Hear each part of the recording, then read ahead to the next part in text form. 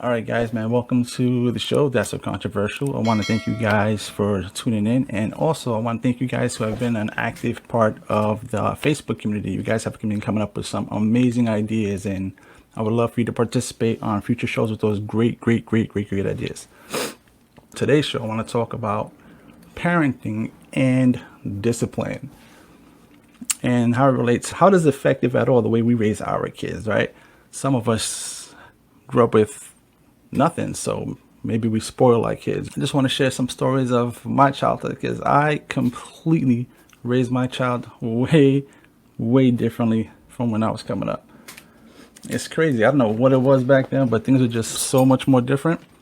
My parents, I don't know if they got their parenting techniques from watching like old Greek, Roman, medieval times torture techniques. If I asked you what this was, it's about, right? You put it around your waist. No, kids today don't understand that this was a weapon of ass destruction. Parents use this shit to whoop your ass, and used to make this crazy sound. The threat is what. This shit was crazy. I've got my ass whooped with a belt, and I wasn't even that bad. That's the crazy part. All right, not to talk shit about my other brothers and sisters, but I wasn't as bad as they were. They used to do some crazy shit, deserve some of the ass whoopings they got. Me, I was a pretty chill kid. So I don't know. We just was always. It's just weird how growing up, I was a real inquisitive kid. I used to ask a lot of questions, and I just thought that was weird because growing up, my parents used to discourage that shit. They would punish us. We get in trouble. We ask, but why? You want to know why? Nope. I'm good. I'm good. I don't want to know why. Question solved. Problem solved. For me, I always thought that it was important to be strict and firm, but also real big on communication. I would, like the way I raised my son, I try not to negotiate with him. Because for me, that's probably the biggest mistake you can make, in my opinion. And I'm not always right, but negotiating with your kid, I just think it's probably the worst thing you can do because then everything is a negotiation. For example, if you say, all right, if you eat this, I'll give you this. If you go to bed, I'll give you that. You cannot no longer just have a conversation about going to bed. Now it's like, all right, if I eat this, what you gonna give me? A good night's sleep. That's what you're gonna get. Oh, if I go to bed, what am I gonna get? Nothing. Go to bed.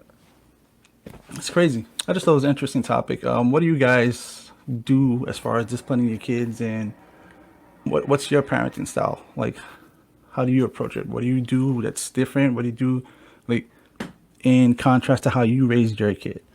I actually have a friend of mine, Karimi. Wants to actually jump in on the conversation. Leave me some comments on how you guys go about raising your kids. Like me, I maybe spanked my son one time and I never did it again because he bruises really easy. I gave him one little pop.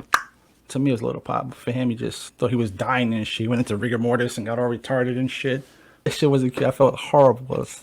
Disciplining works. I tell him to do something, he does it for the most part.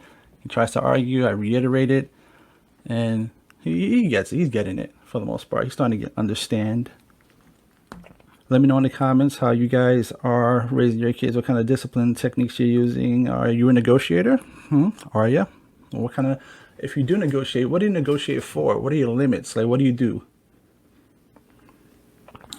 The guest that I'm inviting right now, he's a Muslim, so I'm curious about how his culture was different with raising kids and how they were disciplined. It's going to be interesting to get the perspective from a different culture, not just American culture, how they raise their kids. All right, and another thing I do is when I punish him, for the most part, I personally think it's very important to stick to the punishment. No matter if they start behaving right away, because that's a technique they do also. They start behaving for 2 minutes and be like, can I have it back, please? I was behaving for 43 seconds. Shit, miss me with that bullshit. Okay, here goes my boy, Karimi. My guy, what's going on, man? What's up? What's up? What's going How you on? doing? How's everything? I'm good, man. And yourself? I'm good. I'm good. All No right, so complaint, bro. that's great to hear, man. This show is basically we're talking about parenting styles and discipline. And so I'm curious, you having a Muslim background, how your parents raised you. Was it very religious? Did you guys like have really strict rules and regulations? Like, how was discipline growing for you? That is a interesting topic to talk about, and Hmm. that's a great question. All right, this is how it is. First of all, I want to introduce myself. Hmm. My name is Abdul Karimi, and originally I'm from Afghanistan, and I came to this country at the age of 7. That's about Nice. 30, 31 years ago, 30 years ago. Okay. And the way I raised up through my parents, my family, especially my father, the way he spoke to us, he was very direct, very strict, but at Hmm. the same time, he was very educated about how to raise the children, how to talk to the son this way, and how to talk to the daughter this way. With the son, with me and my brothers, he was very serious because we got to be a man and we can take a lot of pain. We can overcome that. But with my sisters, he was very soft because they're very fragile. They get very emotional. You say one thing, they break. Like All right. even the Prophet Muhammad, peace be upon him, he said, when you talk to your wife, you can't yell at her or fight with her constantly because we are like the rib in our Hmm. body, the rib. Right. If you talk to a woman, the rib bends. It bends, it bends. And if you continue, you don't stop, then finally what happens, it breaks. And Right. once the rib breaks, they go out of hand. You cannot stop them. I gotta tell That's you, how they are. I don't know if Muhammad will like me because I raise my voice sometimes and I argue. He I might do the spite same me. thing. I do the same We're thing. not perfect. We're not perfect. We're Like not me, perfect. I'm a Christian. I adopted Christian values. I'm not a perfect Christian. I don't go to church all the time and stuff like that. But I try to adopt Christian values and apply it to my life. So, for the most part, most religions they preach love, love and understanding. Would you agree with the Muslim belief, with the Muslim Yes, faith? yes, of course. Religion, they're supposed to teach you the right way. So back to what I was saying about me, the way Right. my father raised me, he would tell us the first thing he would say to go pray. Pray to God. Worship, pray. And that itself is a discipline because he knows that if we don't pray, anything can happen. We could go crazy, it could be an argument. But just by praying to God, the Most High, you're already disciplined. Your life is getting straight to the path. So Okay. this is how he would use that to us, to give us the right way, the right knowledge through what? Through worshiping. That's Okay. his of way of saying, you know what, do this, my son, do that, my son. This is better for you. All right. Let me ask you a question. Since you said that they kind of like raised you guys different if you was a male or a female, did that affect you in any way? Did you feel like maybe he was more compassionate to your sister because she was a female? Did that ever affect you in any way? I'm curious. You know, when you're young, oh, Absolutely. why you treat her this way? Why you treat me this way? But after a while, you start realizing as you become older, then you realize this is how they raised up. This is how you got to treat them. And we just got to, swallow our prides and just, Hmm. learn from the fathers. Because the fathers is the man of the house. In my country, the Right. father is not about the law or what the law says. My father said, this is not the law. In my house, I'm the law. If I tell you what to Okay. do, you're going to do it. That's how he disciplined it. And it worked. He Right. didn't hit us. Mm. He didn't like he yelled at us. I'm not gonna lie, maybe once, twice he hit me, Hmm. but the way he hit me was like, listen up, learn. That's how he did it. I never got hit either. I got abused. I got my ass whooped. There you go. Whatever works. I guess I was told love hurts. My parents loved me a lot. It's tough love, right? Tough love. That's how it is. Yeah. Let me just address my cousin real quick. Any clear tips on disciplining a 1 year old with terrible habits? Personally, a 1 year old is still developing, and I guess if you didn't start the foundation early, you kind of a little bit behind on that. But what I would say to a 1 year old, for a 1 year old, is probably like I was saying before, like if you're gonna punish them, like be consistent. Be consistent. Don't. There's plenty of times where I would when early on when I would discipline my kid, and he's just too damn cute. He starts smiling and behaving for 2 seconds. I'm like, all right, you can have back this, and that. I think consistency with the discipline is a huge thing with that. I know you don't That's have right. any kids, right?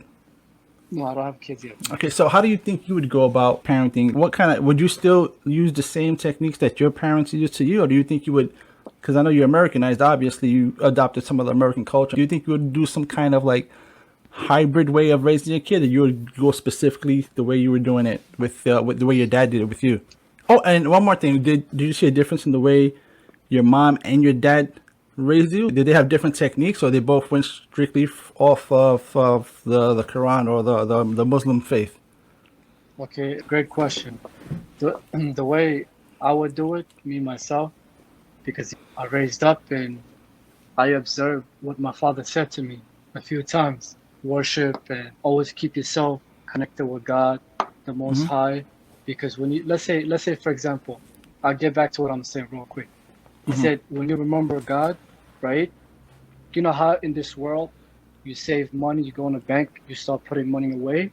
Same Okay. thing. When you remember the Most High you worship in the hereafter, the bank account is going to go higher and higher, higher. In other words, you're going to get more reward. You Right. understand? And what I would do with my son in the future, inshallah means God willing, by the way, if you guys Okay. don't know, Okay. inshallah. And I would do the same thing. Whatever I learned from my father, because Mm-hmm. of work and because I see it's for the good path, for the good cause, I'll do the same thing. As a father, I'll get angry. I'll tell him what to do. We have to do that too at the same That's time. hard. That's a hard But lesson to learn. it is a hard lesson. But what I would But do you learn is, it. yeah, you're gonna have to go through that. But as wisdom, you learn. You make mistakes, you learn. I would do the same thing like what my father said to me. Listen, son, learn this Quran, read this, okay? Go to the masjid, pray. Because what it does, if you worship God, the Most High, and then guess what? You're gonna respect everybody else. Mm. Makes sense? Yes, yes.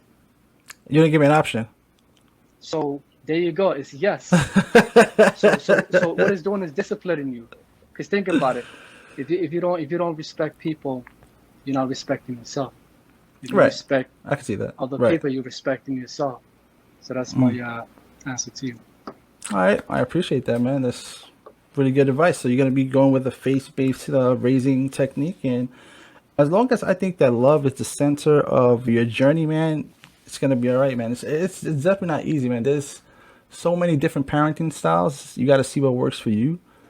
But I'm just a huge proponent of discipline and love. I've learned raising my son that I never just disciplined him. I would talk to him. After I punish him, I would have a really calm conversation with him and explain to him why he's punished. Then I'll ask him if he understood why he's being punished. We would have that conversation. And if he didn't, I would explain it to him again. And then at the end of the conversation, I would also tell him that just because I'm upset with you doesn't mean I don't love you. And that's huge. For me, that's after every time that I discipline them. Like, it's all about controlling your emotions, having a high emotional intelligence. So if you can be empathetic when you speak to your children, it's huge. They're very receptive, because some kids, when you're yelling at them and you're punishing them, they might think that you don't like them, or you're upset with them, or you hate them, and they need to understand that just because they're being disciplined and just because you're being really strict and firm with them does not mean that you don't care for them and that you don't love them. We give him a hug and a kiss, and he would still be punished for the duration of his punishment. Yeah, that's a good one. Can I share something? What I learned? Absolutely. I saw YouTube. What is it? 2 years ago, when I Hmm. was at work on my lunch break, and there was a Toastmaster. He was a public speaking Toastmaster. Hmm. How he mentioned, because the topic you said love, you got to give love, Right. right? Compassion, you got to be respectful, take care of your kids. That works. You can't be too strict. Too much is no good of anything.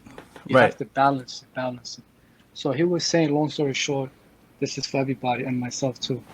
He said that I remember, I thought about my father. I always called my father to see how he's doing. And then when I Mm. would call him, he would say, listen, son, we'll talk later. I'll talk to you later because I'm busy right now. Boom. His father would think, his son would think, I don't understand why he did that. And again, repeatedly, he called him again. Hey, dad, how you doing? Son, listen, I'm busy. I can't talk to you right now. Boom, hang up again. And then he tried again and again so many times. And then he said, hey, dad, guess what? I have some great news for you. He said, listen, right now I told you so many times, stop calling me. But dad, this is very important. Hanged up on me. Mm. Dude, he was gonna give the best speech, the best thing in the world he was gonna say to his father to make his father proud. Even though he Right. wasn't there for him, talk to him. He said, Dad, listen, I want the competition of public speaking. I'm the world's first champion. He couldn't even say that. So his heart broke, and now Mm. this man became very successful in life. He became the best of the best. He has a lot of fame, very rich, articulated, everything. He has everything in the world. And then one day, vice versa, his father called Oh. him. His father, he said, Dad, what happened?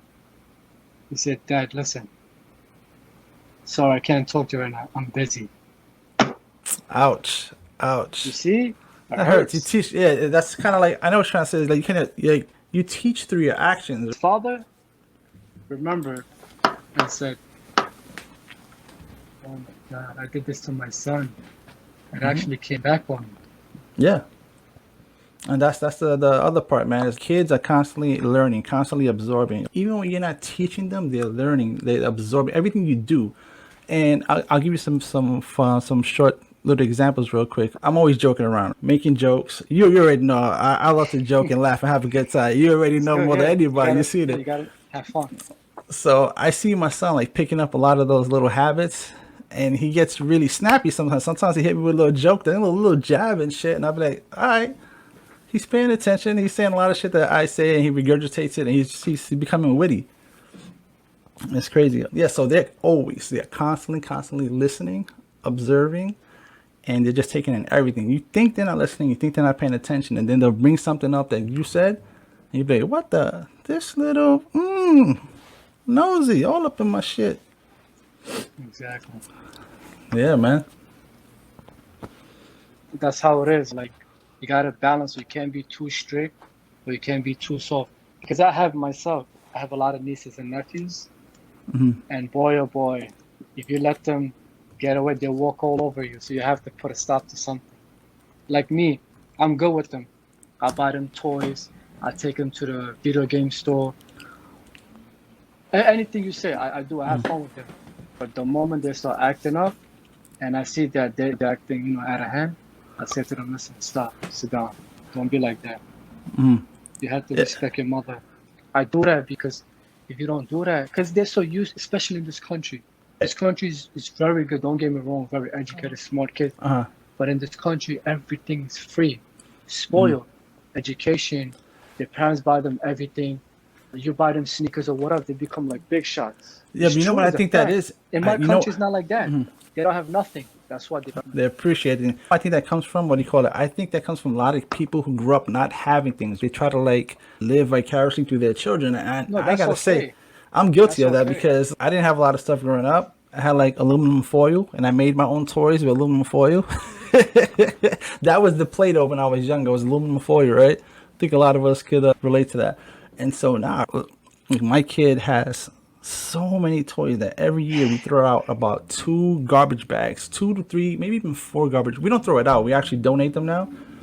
But we're constantly buying him shit, and I think it comes from the fact that we didn't have nothing coming up, so we like overcompensate for the stuff that we didn't have, and we just spoil them. But I still try to discipline them. I still try to enforce that you got to earn some of this stuff because this Right, is. right. I That's what mean, I was gonna say. You gotta, like I said, the reason why I said that is it's okay. It's okay. Like I said, me myself, I'm not even the father, but I'm the uncle. I buy them stuff. I buy them toys and everything. But sometimes they just get out of hand. So that's when you have to let them earn it. For example, it could be the smallest. Go throw out the garbage. If he's 1 year old, it's different. Don't right. go earn it. Go throw out the garbage or help mommy with this, help mommy with that. You could teach them. They could learn, and once they learn it, that's the discipline. You gotta use different techniques. Remember, if it's not from straight, it's from the top. If not from the top, it's from the left side. Okay, Or yeah, just you go find your way straight around through. it. You have to find it like whatever works. If you're yelling, it doesn't work. Don't do that too much. If you have to, it's different story. If you tell you, oh, listen, help your mommy, that's a discipline. Or go bring me that, or do exercise, that's a discipline. Then he's gonna come closer to you. He's gonna be, oh, my dad is cool. Oh, I You know, like it's him. You what. know what? I like that. I wanna listen to me because he's really helping me in different ways. In subconscious mind. Yeah, it's funny because there's times where I'll ask my son to get something that's just out of reach, just like right there, and I'll be like, "Can you get that for me?" He'll be like, "But why? You're right there." I'm like, "No, you're closer." And I do that all the time, all the time. And then one time he asked me to get something for him. I'm like, your legs don't aren't broken. Go get them." He says, "Yeah, but you're closer." And I'm like, "Oh, all right, all right." It's okay. Yeah, He's still man. young. Still Yeah. young. No, but I he's want to clever. see. That's what I'm saying. He's He is. 8. He's He's 8 clever, going on man. 16. So you know what? You just gotta. I guess you learn something new. Remember, try different ways, and let him earn it. Don't make it too much. Just to let it earn. Do that. Little by little, he's gonna start picking up. If he likes exercise, tell him to do 5 push-ups Oh or yeah, he do he, three he does. He push-ups. actually, yeah, he Whatever. gets that. Yeah, it's funny. I want to address a comment that one of my friends here. He says Sure. his son has a room full of toys, but all he wants to play with is erasers. Yo, my son is exactly this. If I swear to God, all the toys he has, and he'll play like with an accessory of a toy, not the actual toy, with a damn accessory, and that is his go-to toy. I had this coworker. We went out to eat one time, and it was my son and a bunch of our coworkers. And my son was playing with this little toy, which is his go-to toy. And my coworker takes the toy from him, playing with him, joking around. And my son starts crying. And he's looking at me like, "Is he serious?" I'm like, "Yeah, you just took his favorite fucking toy, bro." He's like, "Are you serious, bro?" Like, you can't give it It's back. fine. You gotta give it. 'Cause it's crazy. Yeah, Yeah. they get attached to certain things, man. They get, it's incredible. It's like my friend says. He has a room full of toys and he plays with a damn eraser. That's true. It's incredible what they get attached to. I guess the more you have, the less you want. Because I didn't have nothing and I wanted everything. Every year for 5 years, my mom promised me like a Genesis. And then one year, my dad finally told me that the reason we didn't get it is because he shot Santa Claus when he was trying to come into the house because we were misbehaving. That's crazy. Yeah, Dead they get ass. like that. They get like that Yeah, we were for broke though. sure. We grew up poor as shit. We didn't have like Christmas was a we got clothes for Christmas, all right? That shit was whack. Could you imagine every Christmas you got these boxes and you thinking, "Oh my God, I'm gonna get some dope ass toys." Jeans, t-shirt. Yeah. The fuck you want me to do? Make my own doll? No, that's for you to wear. They use like Exactly. Yeah, holidays, yeah. holidays to buy you shit that you need. All you want is the toys, right? Yeah, that shit was That's whack. cool. Yeah, so I made my own toys, man. Used aluminum foil and a bunch of other stuff. What was it like growing up for you? Give me a memory that stands out from your childhood that probably Okay. represents something that has to do with discipline, the way your parents disciplined. Did they ever take something away from you that you really, really, really loved and you felt some kind of way? Like, start plotting their death. I'm going to kill my parents. Because little kids are so extra. Yeah, yeah. It's funny. It's funny. Since you said the toy part, I want to share that. That's very important. When I was a kid, it's sad, but it is what it is. It's okay. Yeah, I no, don't go take it so ahead. hard. I remember when I was I think this is gonna make people like go crazy. But when I Go for was it. yeah, when I was young, I'm talking about young, like 4 or 5 years. I still remember to this day, 4 or 5 years old, and I had no toys. Mm, And back home, that time there was like whatever war, fight, stuff like right. that, problems, poverty, people dying left and right. So myself, I remember when I went outside, I see little kids playing around and everything, and Mm. I'm outside, and I don't have a toys. Guess what I'm playing with? Aw, It's a okay, it's rock? okay. A rock, and I would play like what do you call those? Those muds. I would play with those muds. I try to make a toy or something Clay? with myself. Play like the muds from the street, like raining muds. Oh, I would mud, go. really? I would play with them, and I would just taste them. I don't know what I'm doing. What I'm saying is that I have no toys. I'm creative. It's a good thing. Right. I'm curious. I'm thinking, what is this? So I remember, I'm like, you know what? Because when you don't have a toys Hmm. to play with, you take anything just to make it a toy or to have fun with it. Yeah, it's so You true. know what For I any mean? of you who have kids, right? This is the So perfect you guys should way. be happy. Yeah, Your kids absolutely. have toys. It's amazing. It's incredible what the things that kids find like entertaining, right? Bring a giant ass box home. Watch that shit become their favorite toy. All the toys they have, you bring an empty refrigerator box, they'll love it. They'll love it. That'll be the one that'll be their favorite. They'll be inside that thing playing with other toys and just it's incredible. Like I'll be unpacking something and my son will take the foam or the little bubble pops and be and fun for hours, well minutes, because Exactly. you just pop Exactly. them. Kids are they're very creative. If you let them be, like if you leave them alone, Hmm. they'll figure out that big box or fridge or whatever. They'll figure out to invent it, come up with an idea. That's why a lot of parents, they just hit their kids and tell them don't do this, don't do that, because you never know. They could take this or this, they could make it something to invent it. You don't even know. That's why you can't be hard on your kids. Let them do what they're doing because they're becoming curious. Yeah. This is their time to discover something. And once they invent something, guess what? They learn it from a refrigerator or box or something. I wonder how many of you guys are using technology as a babysitter these days. And I myself am guilty of that. Like, we put on the TV so we can have some peace and quiet to clean up the house, to do other stuff. But how much is excessive? Because I remember, if I'm not mistaken, there was a study that said, I think, like an hour or two of TV is more than enough. And God knows, whew, I'm way past that. And there's sometimes it's like, now YouTube is like your babysitter now. They watch your kids for you. It's crazy. Technology is something that's playing an integral part of our everyday lives now. I'm just thinking it depends. Depends on the person what they want to do with it.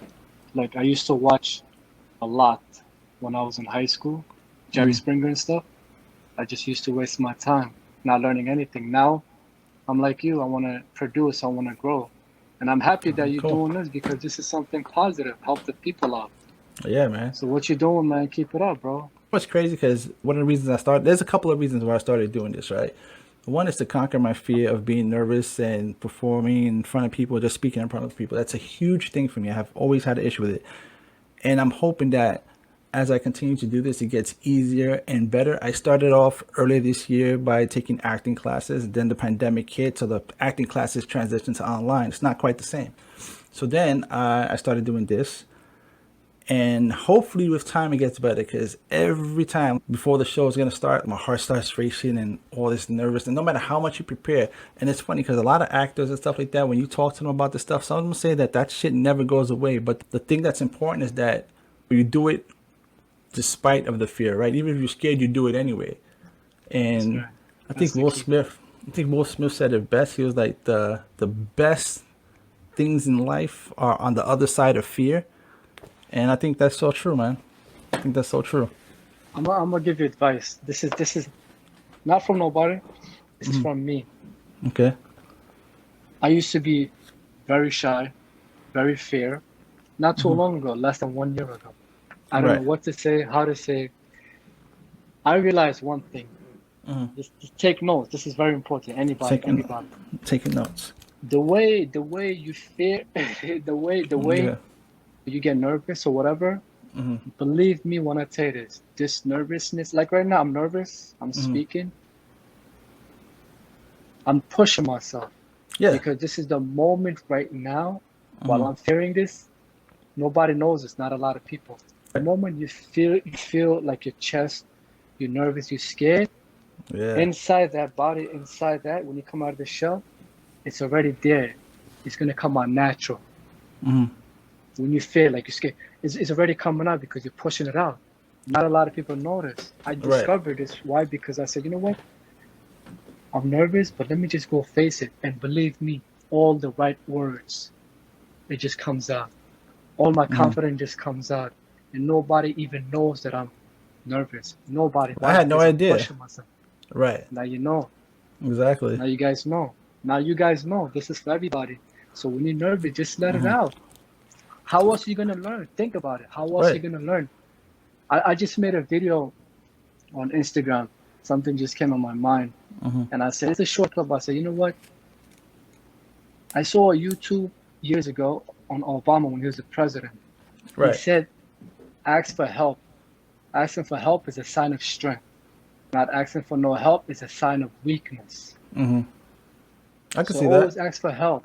Always ask for support because that's how you're gonna grow in life. And there's everybody wants to help you. You just gotta open your mouth and talk about it. Yeah, and ask questions, man. Like me, I have a friend of mine, Miguel Sanchez. He's in the technology field. That's what he does. He deals with technology and AI and stuff like that. So he's the big tech guy that I go to when I'm looking for help and stuff like that. And I'm always really inquisitive. A lot of people say stop asking so many questions. When you're growing up, you hear that a lot. That's It's, right. not, A lot. it's actually Like me, it the happens. opposite. It's the opposite, man. Don't be afraid to ask questions. There's no way everything. Ask your questions and learn. Put yourself in a position to continuously learning, man. If you don't ask no questions, that's assuming everything. You don't. So ask your questions and learn, man. Learn. Exactly. Like me, myself. You won't even believe this, but I have all these years you know me, bro. I have a learning disability. Really? Like literally, I have a learning disability. Like I'm having a hard time. But guess what I did? I discovered something. You What? remember I told the little child, leave him alone, let him discover, don't bother him. You Yeah. think it's weird, it's I've heard it, but he's discovered. I discovered something this year. I'm not gonna let you see my learning disability. I'm gonna overcome that, or I'm gonna try to make it better. How? That's what's up, By man. improve. By how? By improving my communication, taking Toastmaster, public speaking, doing videos, talking to people, strangers. I just discovered that because Abraham, a lot of successful people, movie star, Hollywood, you just name it, rappers, most of them or some of them, they had those learning disability or some kind of disability, mental, whatever. And they're right now what, superstar, rappers, Hollywood, singers. That's how you do it. You got to be creative with your own mind. You can't just Yeah. depend on education. Education really doesn't teach you. Your self-education is the key in life. I think another huge key to that also is not being inside your own head and understanding that right now as I'm talking, I forgot what the hell I was gonna say. I completely forgot. It happens. It happens. Yeah, you're right. I had a thought. It was a really good thought. And I don't know if the headphones opened up and the fucking thought escaped, but yeah, I forgot what the fuck I Don't was think gonna about say. it. Come back. That's what I learned too. Yeah, man. We strayed so far off the topic, but it was good to talk about those things. If there's anyone else that has any, yeah, absolutely. G, you already know. I had brain fart. He said that's exactly what happened. If you have any questions in reference, or just any advice, anything that you've tried as a parent that has worked or hasn't worked, it'll be interesting to see. Nonetheless, interesting to hear.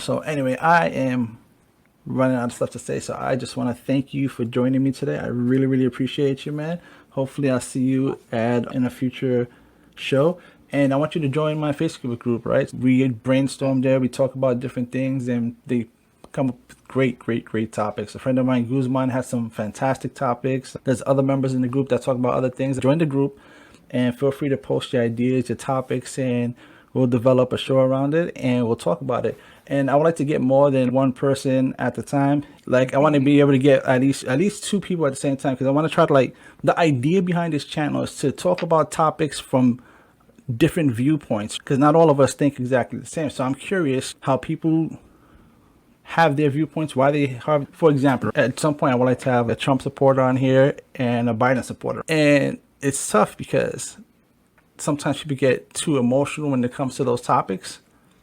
But why can't we have different opinions and just talk about it? Why can't we just be civil? Why can't we just have a difference of opinion? Why does hate have to be the center of all these things, right? You have All Lives Matter versus Black Lives Matter, and we can have these conversations. It doesn't have to be based on hate. It's like people just get so wired up so easily, man. These are important conversations that we should be having. Maybe someone who's saying all lives matter has a reason for that. Maybe it's not grounded in hate.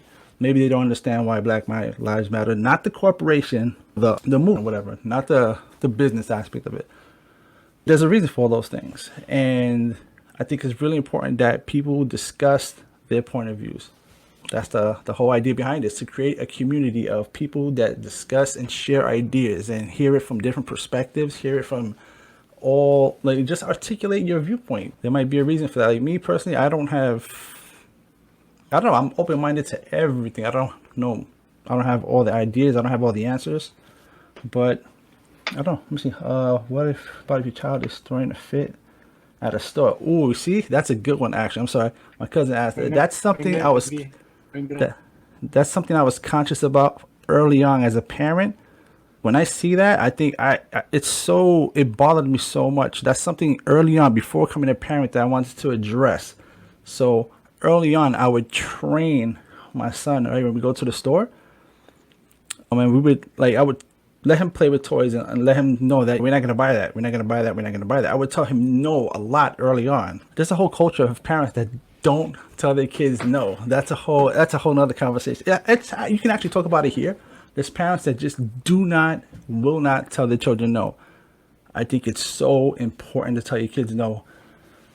If you don't tell them no at an early age, you're really going to set them up for disappointment, because at some point someone's going to tell them no, and if they don't know how to handle that kind of disappointment, like, you are setting them up for failure. So try to get them early and just try to make a habit. Tell them no for the most basic thing, just so they can understand that it's okay to hear no. It's all right. The world's not going to end. Life goes on. There's always tomorrow. Maybe you'll get it next time. But I would love to hear from a person that believes in not telling their kids no. I would love to hear the logic behind it, the mindset behind that, because I have no idea. I have no clue. I don't know why you would refuse to say no to your kid. I think it's good character building, man. If you learn that early on, you're not going to get so disappointed or taken aback when you have to confront that in real life, man. A teacher tells you, a police officer tells you no, or someone else tells you, like, you already understand how to deal with that stuff. It's really, really important. Oh my God, her kid's favorite word is no. Your daughter's teaching you how to accept how to accept the word no. But you should definitely, like, tell your kids no for sure. And that's a huge thing, man. It starts in the house, man, because I never wanted to have to deal with that. That shit is embarrassing, for one. And even though you shouldn't give two shits about what other people think about you when you're out in public, but it gives people the perception that you don't have control over your kid, and it makes you feel really, really uncomfortable. So it's just something that you got to do it early on and train them. Tell them no every so often. And maybe you have to explain to them, look, this is not what we came here for, all right? Or even pre-screen them, or let them know ahead of time. Just be, look, we're going to go to the store. I'm not buying you shit. You can play with the toys in the store. When you're done, you put them down. I am not buying you anything. Do you understand? Okay, repeat it. Repeat it after me. Mommy and Daddy is not going to buy you nothing. Do you understand? All right, now write it down. Mommy and Daddy is not going to buy you nothing. All right. What's going to happen in the store? Nothing. That's right. Good boy. Good girl. Just train them early. Start early. Anyway, my Karimi, man, I'm going to let you go, man. I appreciate your time on the show, man. Hopefully I will see you again soon and we'll talk, man. For sure. Thank you for having me in the podcast. I appreciate you. Anytime. I'll send you the link to the Facebook group, all right? Cool. No problem, man. Take care, guys. Everybody, keep asking questions. Don't be afraid. Yeah. All right. So that was a friend of mine. We've worked together at the Port Authority for a long time, made a really good friendship with him. And even after all these years, I had no idea that he had a learning disability. And that's something he just disclosed to us today for the first time. And I think it's really, really impressive what he's been able to do. And I guess his parents did a really good job with whatever techniques they used to raise him, because he turned out to be a really, really good guy. He's very empathetic. He's always has the quest and thirst for knowledge, always doing his thing. So it's incredible how you never know what people are going through, and it's just crazy. So if you guys have any questions, anything you want to add, I love having a conversation with you. Let me know. I want to thank everyone who's participated in the chats, everyone who's being proactive in the Facebook chat. Continue to do that. I appreciate it. And I will see you guys again next week, and I'll see you online.